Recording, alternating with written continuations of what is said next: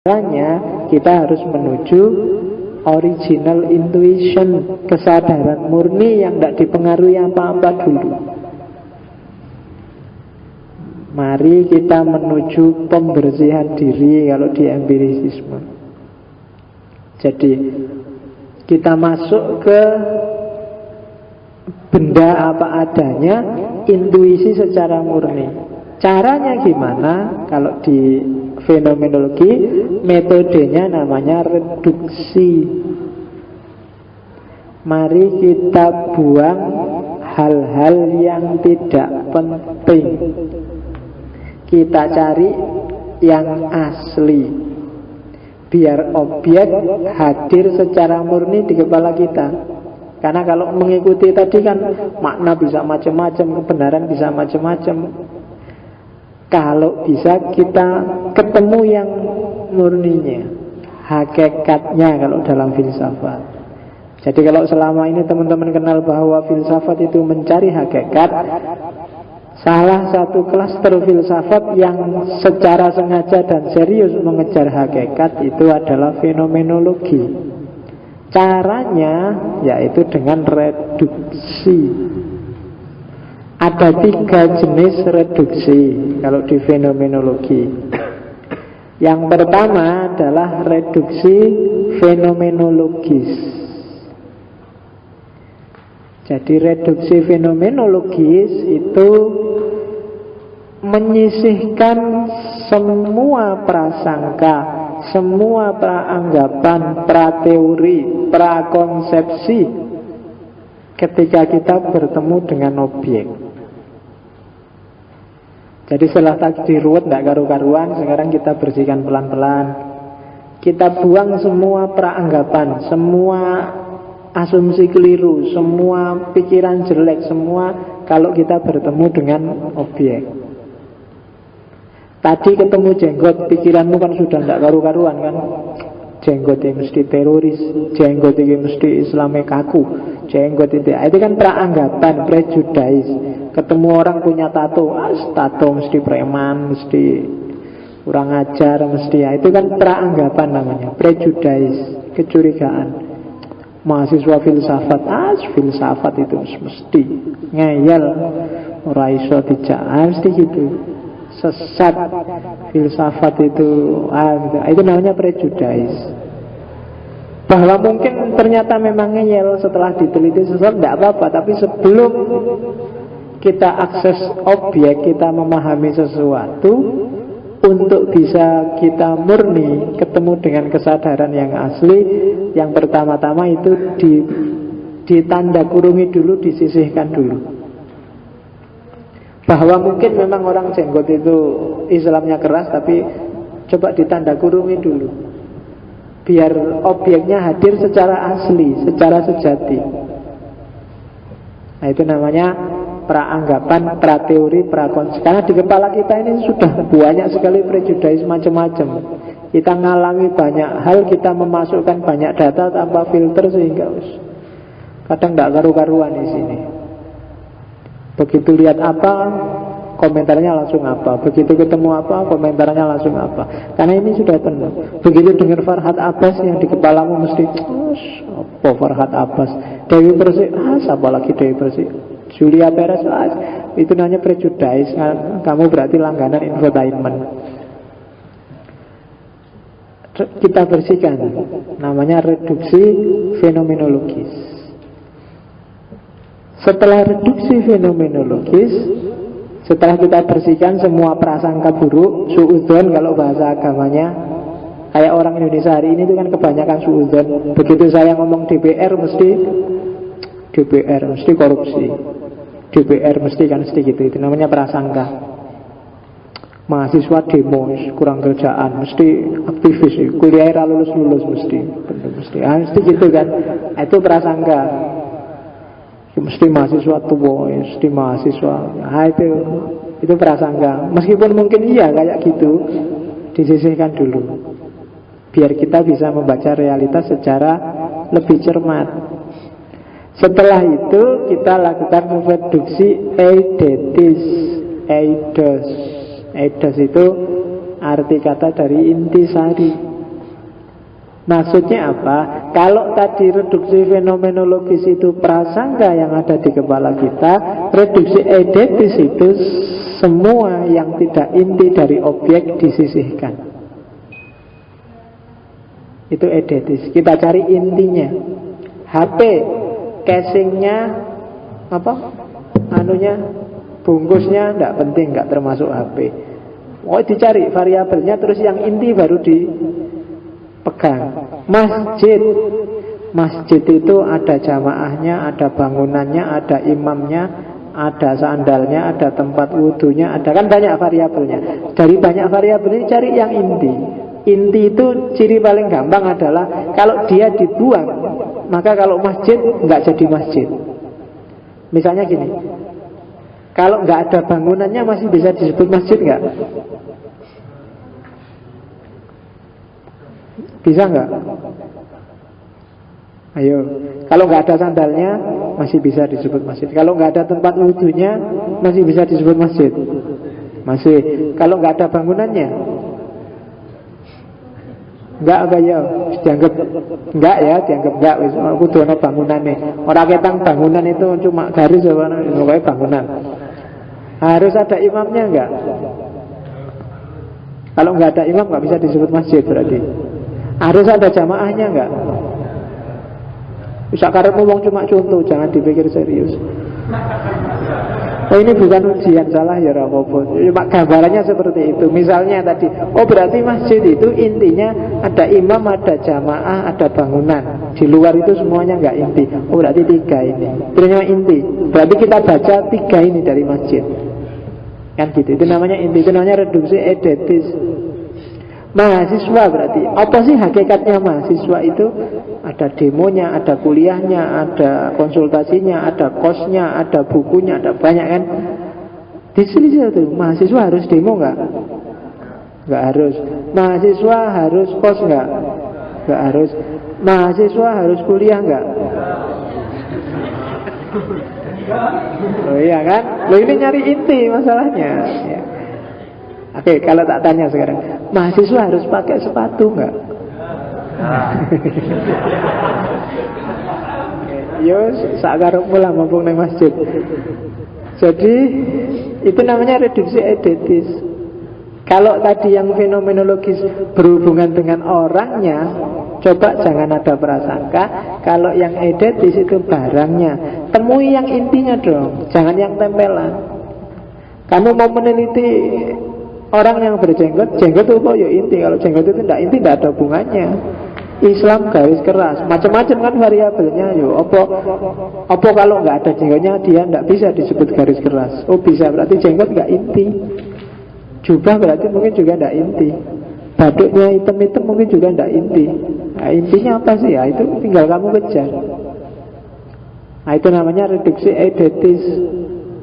Tampilkan barangnya secara sejati, secara murni, biar kamu nggak terjebak. Kadang-kadang orang keliru.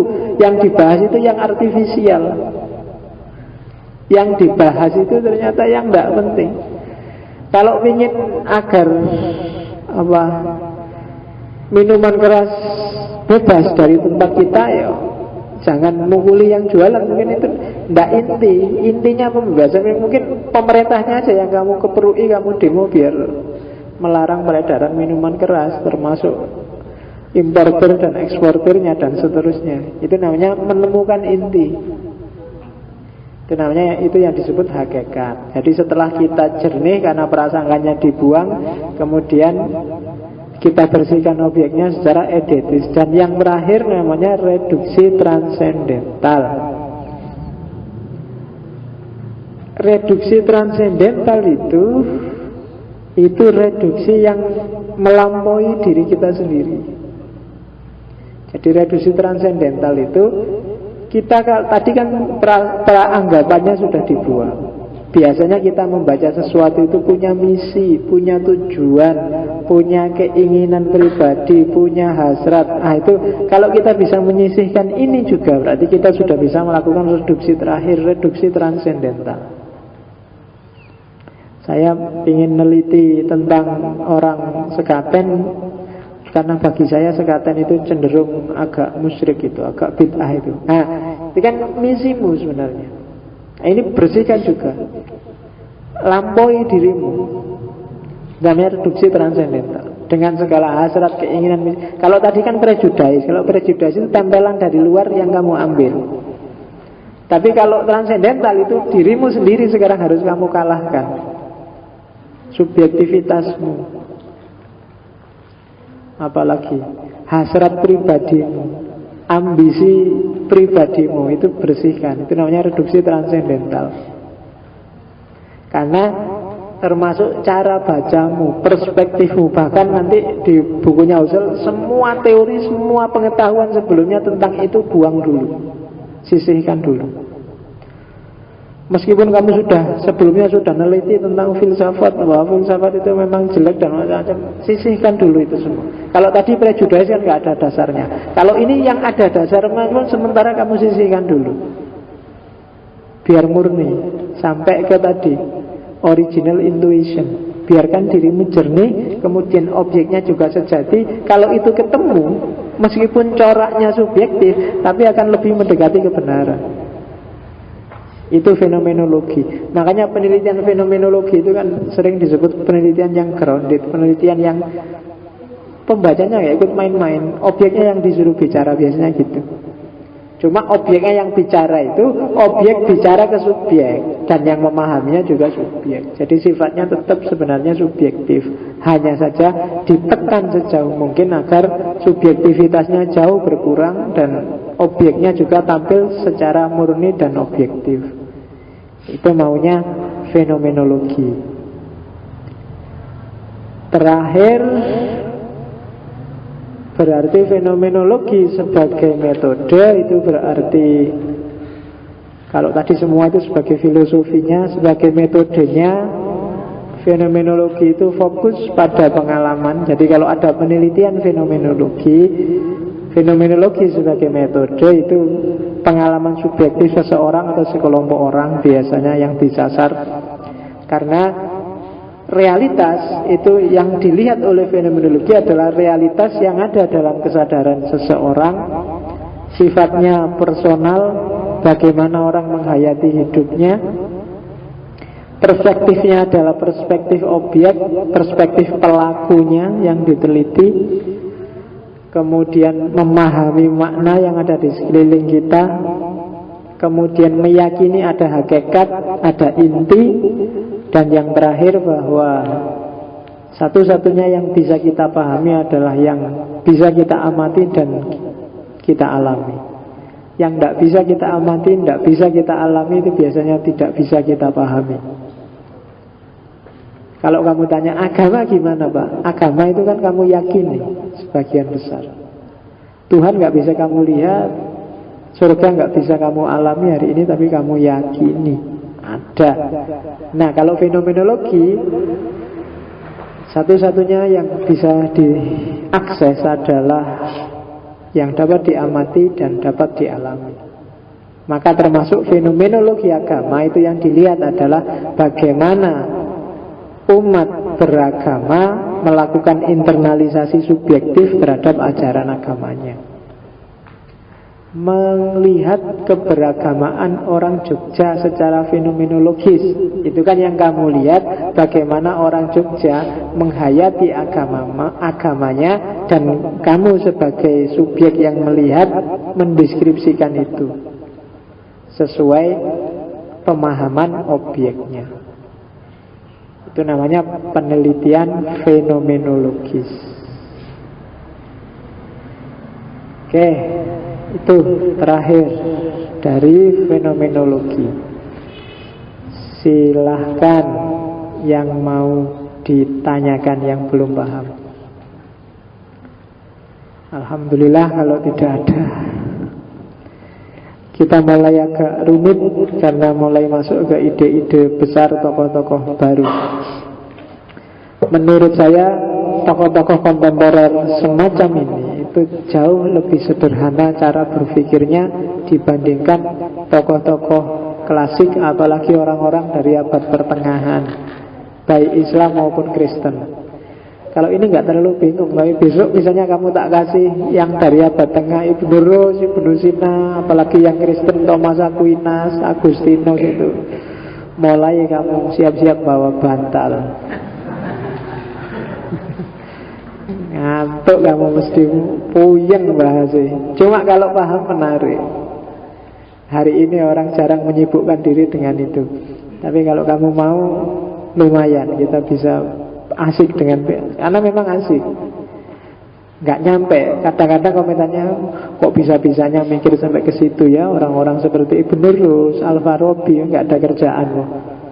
Mikirin jelimet, mikir tentang Tuhan. Kira-kira Tuhan itu bisa nggak ya bikin kayak gini, bisa nggak Tuhan menciptakan sesuatu yang sangat rumit sampai dia sendiri nggak bisa menciptakannya. Jadi kalau pikirannya kan nggak karu-karuan, mikir apa, nggak jelas mikirnya. Tapi itu dibahas oleh orang-orang masa lalu.